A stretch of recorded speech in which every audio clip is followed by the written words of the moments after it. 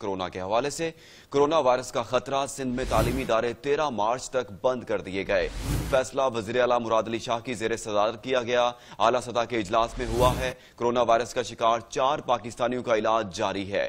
ایک مریض کی فیملی کلیئر قرار دے دی گئی ہے، دیگر کے اہل خانہ زیر نگرانی ہیں۔ لمحہ بالہمہ صورتحال مانیٹر کر رہے ہیں۔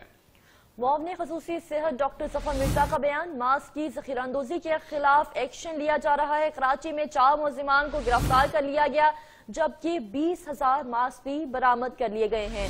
آپ کو بتا رہے ہیں کورونا وائرس کا خطرہ سندھ میں تعلیمی ادارے 13 مارچ تک بند کرنے کا فیصلہ کیا گیا ہے۔ وزیر اعلیٰ سندھ مراد علی شاہ کی زیر صدارت اعلیٰ سطح کا اجلاس ہوا۔ کورونا وائرس کا شکار 4 پاکستانیوں کا علاج جاری ہے۔ کورونا پر کنٹرول رکھنے کے لیے ملک بھر میں کڑے انتظامات۔ چمن میں پاک افغان سرحد 1 ہفتے کے لیے بند۔ تفتان بارڈر پر نئے روز بھی آمد و رفت معطل۔ ایران سے واپس آنے والے 1,000 پاکستانی زائرین قرنطینہ میں موجود ہیں۔ ملک بھر کے ہوائی اڈوں پر مسافروں کی اسکریننگ کا عمل جاری ہے۔